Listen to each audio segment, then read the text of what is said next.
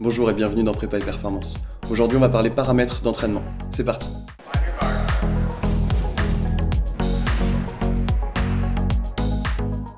Je vais vous exposer ce qui sont pour moi les 6 paramètres nécessaires à connaître en entraînement en musculation pour pouvoir faire varier une séance au quotidien. Le tout premier paramètre, c'est la fréquence, à savoir combien de fois par semaine je vais m'entraîner. En réalité, cette question est un petit peu plus complexe. La première question à se poser va être de savoir combien de fois je m'entraîne par semaine, et à partir de là, est-ce qu'il va être intéressant de splitter mon entraînement, c'est-à-dire de le découper, par exemple bas du corps, haut du corps, de manière séparée, ou alors de réaliser ce qu'on appelle du full body, c'est-à-dire d'entraîner l'ensemble du corps à chaque séance. En full body, pour ne pas avoir des séances trop longues, on va forcément limiter le nombre d'exercices en fonction des zones musculaires. Au contraire, si je réalise une séance splittée, je vais beaucoup plus facilement pouvoir varier les exercices sur une même zone musculaire et du coup aller un petit peu plus profondément dans l'entraînement. Par exemple, je pourrais très bien réaliser le lundi une séance plutôt triceps, deltoïdes antérieurs, pectoraux avec différents exercices. Et dans une deuxième séance, aller travailler plus spécifiquement les dorsaux, le deltoïde postérieur et les biceps avec encore plusieurs exercices. L'important sera toujours d'équilibrer les charges d'entraînement, que ce soit haut du corps, tronc, bas du corps. Équilibrer aussi musculairement ce qu'on appelle agoniste, antagoniste. Si j'entraîne mon triceps, j'entraînerai aussi autant mon biceps. J'aurais tendance à vous conseiller, si vous êtes en dessous de 3 séances par semaine, à rester sur des séances full body. Vous aurez beaucoup plus facilement des résultats intéressants. Second paramètre, le volume. Comment savoir combien de séries réalisées par exercice? Traditionnellement, on va parler de 10 séries par groupement musculaire. Si je prends l'exemple des pectoraux, je vais peut-être réaliser 4 séries en développé couché, 3 séries en écarté couché et 3 séries en pullover. Alors pourquoi ne pas réaliser directement les 10 séries en développé couché? Pour continuer dans l'exemple des pectoraux, ceux-ci vont avoir différents rôles d'un point de vue biomécanique. Ils vont être adducteurs du bras, mais aussi jouer un rôle dans l'antépulsion ou l'élévation frontale en fonction des lexiques, et également à l'origine de la rotation médiale de l'humérus. Donc si nos pectoraux agissent sur différents mouvements mécaniques, il va être essentiel de les travailler dans ces différentes conditions. Troisième facteur, l'intensité. À savoir combien de répétitions je vais réaliser en fonction de la charge qui se trouve sur ma barre ou sur ma machine. Cette question de l'intensité va dépendre du résultat souhaité, en termes de vitesse, force, puissance pour de la performance, ou d'un point de vue plus esthétique, en termes d'amincissement de la silhouette, ou au contraire d'hypertrophie dans une recherche de prise de masse. De manière générale, il faut comprendre que plus la charge augmente, et forcément moins je vais réaliser de répétitions. Le maximum étant le 100% de nos capacités, ce qu'on va appeler le max ou le 1RM, une répétition maximale.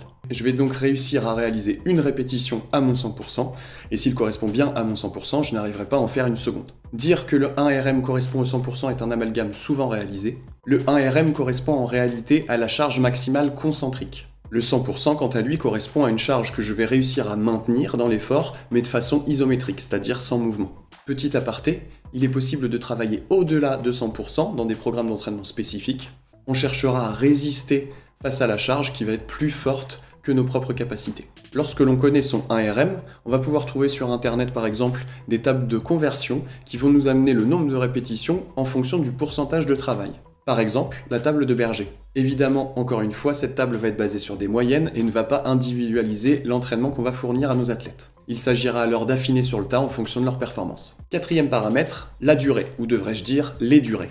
On va pouvoir parler de durée sur un exercice qui va correspondre au temps sous tension musculaire. Par exemple, pour un même exercice, si je réalise 10 répétitions sur un rythme 1-1, c'est-à-dire 1 seconde en phase excentrique et 1 seconde en phase concentrique, mon temps sous tension sera donc de 10 fois 2 secondes, à savoir 20 secondes. D'autre part, si je favorise le temps excentrique de mon effort, à travers un exercice réalisé en 3-1, mon temps sous tension de la série sera alors de 40 secondes. Donc beaucoup plus intense que dans le premier cas. Mais on va également pouvoir parler durée dans le cadre d'un exercice. En effet, si je réalise 4 séries de 10 répétitions avec 30 secondes de récupération, ou si je réalise 4 séries de 10 répétitions avec 2 minutes de récupération, mon temps d'exercice ne sera pas le même.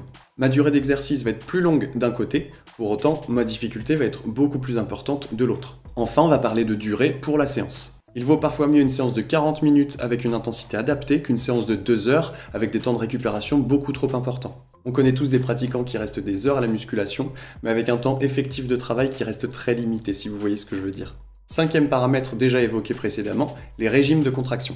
Il existe plusieurs régimes de contraction. Les plus communs sont les régimes concentriques et isométriques. Il est également possible de s'entraîner de façon excentrique, pliométrique ou statodynamique. Ces régimes vont avoir des effets et des intérêts différents sur le muscle et sur le tendon.